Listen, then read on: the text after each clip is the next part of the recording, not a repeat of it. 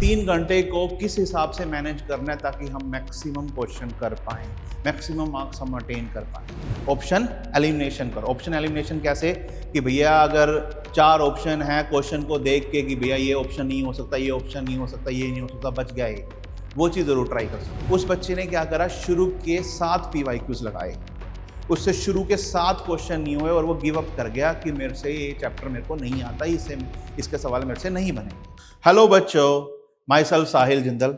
आज मैं आपके सामने प्रस्तुत हुआ हूँ जेई के बारे में डिस्कस करने के। मैं मैथ्स फैकल्टी हूँ हिसार विद्यापीठ सेंटर पर। जेई मेंस के एग्जाम चल रहे हैं, बहुत सारे बच्चों को इश्यूज आ रहे हैं कि सर हमारा एग्जाम अच्छा नहीं हुआ, या हम कैसे एग्जाम करें आने वाली शिफ्ट में ताकि हमारे मार्क्स ज़्यादा आ पाएँ।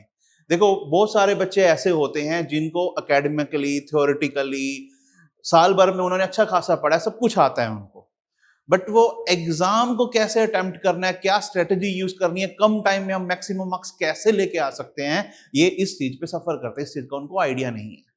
देखो, अब एक चीज देखो, आप 3 घंटे का पेपर है, 3 सब्जेक्ट हैं, 75 मार्क्स, 75 क्वेश्चंस हैं। अब हमने 3 घंटे को किस हिसाब से मैनेज करना है ताकि हम मैक्सिमम क्वेश्चन कर पाए, मैक्सिमम मार्क्स हम अटेन कर पाए। तो ये भी एक बहुत अच्छी स्ट्रैटेजी होती है, पर्सन टू पर्सन वेरी भी करती है। बट अगर आप रेगुलरली एग्जाम्स दे रहे हो, मॉक टेस्ट दे रहे हो, तब आप ये चीज एनालाइज करके ऑब्जर्व कर सकते हो कि आपको किस स्ट्रैटेजी से पेपर देना चाहिए। ठीक है, अब जैसे कि हमारे पास 3 सब्जेक्ट हैं, फिजिक्स, केमिस्ट्री, मैथ्स। तीनों में 25 क्वेश्चन आते हैं। तीनों में 25 क्वेश्चन आते हैं। तो देखो, मैं एक जनरल अप्रोच बताता हूं। मैक्सिमम बच्चों को मैं ये सजेस्ट करता हूं कि आप 3 तरह के टैगिंग रखो, ए बी सी।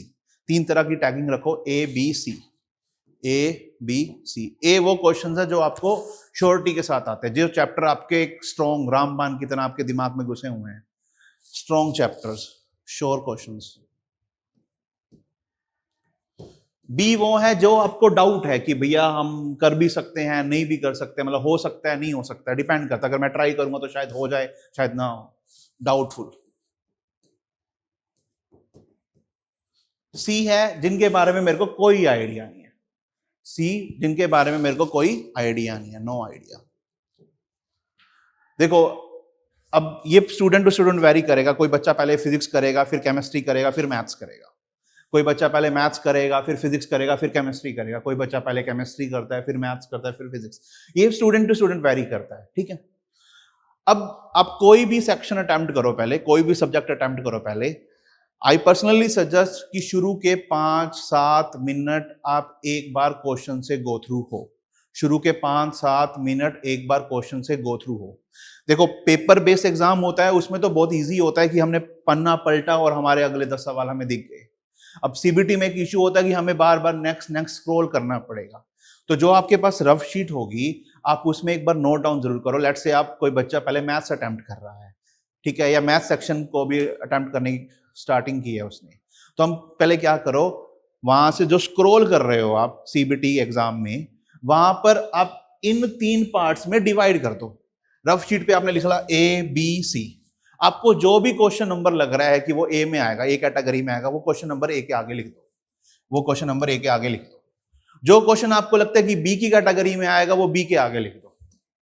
और जो क्वेश्चन आपको लगता है सी की कैटेगरी में आएगा, वो सी में लिख दो। या फिर आपने जो ए और बी में लिख दिया, बाकी छोड़ दो, जो बच गए वो सी की कैटेगरी में, ठीक है। फिर आप उसके बाद पहले ए वाले क्वेश्चंस पे जाओ, जो आप शॉर्ट हो कि जो आपको पक्का क्वेश्चन आते ही हैं। कम से कम उतने मार्क्स तो कवर अप करो। उसके बाद अगर आपने ये प्लान किया है कि मेरे को मैथ्स को 1 घंटा देना है, और लेट से आपने 35 मिनट्स, 40 मिनट्स इन क्वेश्चंस पे लगा दिए जो आपको ऑलरेडी आते थे। अब जो आपका टाइम बचा 15-20 मिनट, आप पहले इस पे जाओ, फिर डाउटफुल पे। देखो, पहली चीज मैं बताऊं, जनरली बोला जाता है यार तुक्का मार लो या ये कर लो, ये चीजें अवॉइड करो तुक्का। हाँ, ये जरूर कर सकते हो, आप ऑप्शन एलिमिनेशन करो। ऑप्शन एलिमिनेशन करो। ऑप्शन एलिमिनेशन कैसे कि भैया अगर 4 ऑप्शन है, क्वेश्चन को देख के कि भैया ये ऑप्शन नहीं हो सकता, ये ऑप्शन नहीं हो सकता, ये नहीं हो सकता, बच गया एक, वो चीज जरूर ट्राई कर सकते हो।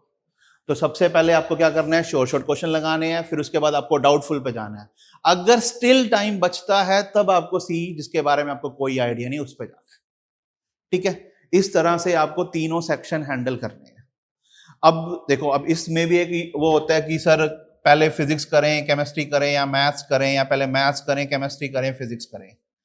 देखो, एक चीज ध्यान रखना, आप अपने आप से ईमानदार हो, आपको अंदर से खुद को पता है कि आपका कौन सा सब्जेक्ट सबसे ज्यादा स्ट्रॉन्ग है। फिजिक्स स्ट्रॉन्ग है, या केमिस्ट्री स्ट्रॉन्ग है, या मैथ स्ट्रॉन्ग है। जो सब्जेक्ट आपका सबसे ज्यादा स्ट्रॉन्ग है, सबसे पहले उसको अटेम्प्ट करो। अब इसका फायदा क्या होता है उसको पहले अटेम्प्ट करने का ना, एक कॉन्फिडेंस लेवल, एक साइकोलॉजिकल थिंक है। अगर आप वो चीज पहले कर रहे हो जो आपको आती है, आपके क्वेश्चन फटाफट निकल रहे हैं, तो आपके दिमाग पे एक साइकोलॉजिकल चीज बनेगी कि पेपर आसान है, I can do it easily. तो सबसे पहले वो सब्जेक्ट हैंडल करो जो आप कर सकते हो। फिर उस सब्जेक्ट के अंदर भी आप ये स्ट्रेटेजी फॉलो करो, ABC सेक्शन बना के कि मेरे को किस तरह ये हैंडल करना है। अब देखो, उस वे में आपका वो सब्जेक्ट कवर हुआ, फिर दूसरे सब्जेक्ट पे जाओ जो आपका सेकंड लेवल पे स्ट्रॉन्गेस्ट है, फिर उसके बाद थर्ड पे जाओ। और एक चीज और, कभी भी कोई भी सवाल है ईगो पे मत लेना। कोई भी सवाल है कभी भी ईगो पे नहीं लेना है, ईगो पे नहीं लेना है। ये हमारे साथ, बच्चों के साथ क्या, टीचर्स के साथ भी, हमारे साथ भी ये इश्यू होता है। कई बार हम सवाल को ईगो पे ले जाते हैं, आपको लगता है कि ये सवाल आप कर लोगे, और आप उठा के बैठे हो वो सवाल करने लग रहे हो, और उसमें यार 10 मिनट चले गए हो और स्टिल वो सवाल सोल्व नहीं हुआ। फिर हम ईगो पे लेके जाते हैं, यार ये चैप्टर तो मेरे को आता है और मैं 10 मिनट दे चुका हूं, तो ये सवाल तो मैं पक्का करूंगा, और हम उस सवाल पे 10 मिनट और खराब कर देते हैं। अब देखो, एक क्वेश्चन पे आपने 20 मिनट लगा दिया, और उस 20 मिनट में आप 3 क्वेश्चन और कर सकते थे, 4 कर सकते थे, डिपेंड्स। तो आप देखो, वो एक सवाल आपके 4 क्वेश्चन के मार्क्स खा गया। तो इस तरह से कभी भी कोई सवाल है आप ईगो पे मत लो। अगर कोई सवाल आपको लग रहा था कि आप सोल्व कर लोगे, बट वो आपसे सोल्व नहीं हुआ, लेट इट बी, उसको जाने दो, कोई इशू नहीं है। चीज को कभी भी ईगो पे मत लो, ठीक है। अब दूसरी चीज देखो, एक ये चीज होती है कि अगर आप शुरू में सवाल कर पा रहे हो, फिर उसके बाद जो नहीं आते उस पे जा रहे हो ना, ये दिमाग पे ऐसा इंपैक्ट डालता है कि जो नहीं आते सवाल है वो भी आप कर पाते हो। मैं आपको इसके बेसिस पे एक चीज, कहानी बताता हूँ एक बच्चे की। एक क्लास में एक स्टूडेंट था, वो उसके फंक्शंस के वो डाउट्स लेकर आया, PYQs। कहता कि सर मेरे से एक भी PYQ सॉल्व नहीं हुआ। फंक्शंस के डाउट लेके आया, कहता है मेरे से सर एक भी PYQ सॉल्व नहीं हुआ। तो मैंने कहा कि बेटा दिखाओ कहाँ से PYQ लगा रहे थे, कौन कौन से नहीं हुए हैं। तो वो शुरू से कह रहा कि सर कोई नहीं हुए। तो अब जिस बुक से वो सॉल्व कर रहा था उसमें 60 PYQs थे, उसके अंदर 60 PYQs थे। अब देखो, उस बच्चे ने क्या करा, शुरू के 7 PYQs लगाए, उससे शुरू के 7 क्वेश्चन नहीं हुए, और वो गिव अप कर गया कि मेरे से ये चैप्टर मेरे को नहीं आता, इसके सवाल मेरे से नहीं बनेंगे। अब देखो, उसी सेम चैप्टर के उसी सेम बुक से मैंने उसको 10 सवाल दिए कि पहले ये क्वेश्चन करो, फिर ये करो, फिर ये करो, फिर ये करो, फिर ये करो। उस बच्चे ने वो 10 सवाल कर दिए। अब सोचो, 60 क्वेश्चन थे, 10 क्वेश्चन उसने कर दिए। फिर मैंने उसको 10 और दिए, उसने वो 10 भी कर लिए। फिर मैंने उसको कहा कि जो बच गए हैं सवाल तू अपने हिसाब से कर ले। फिर उस बच्चे ने उसी बुक के उसी चैप्टर के सारे क्वेश्चन खुद से करे हैं। देखो, मैंने सिर्फ ये बताया कि क्वेश्चन पहले कौन सा करना है, मैंने ना उसको सोल्यूशन बताया, ना मैंने उसको हिंट दिया। तो ये क्या चीज थी? वही सेम बच्चा जो पहले सवाल नहीं कर रहा था, अब उसने कैसे कर दिए। ये साइकोलॉजिकल इफेक्ट होता है।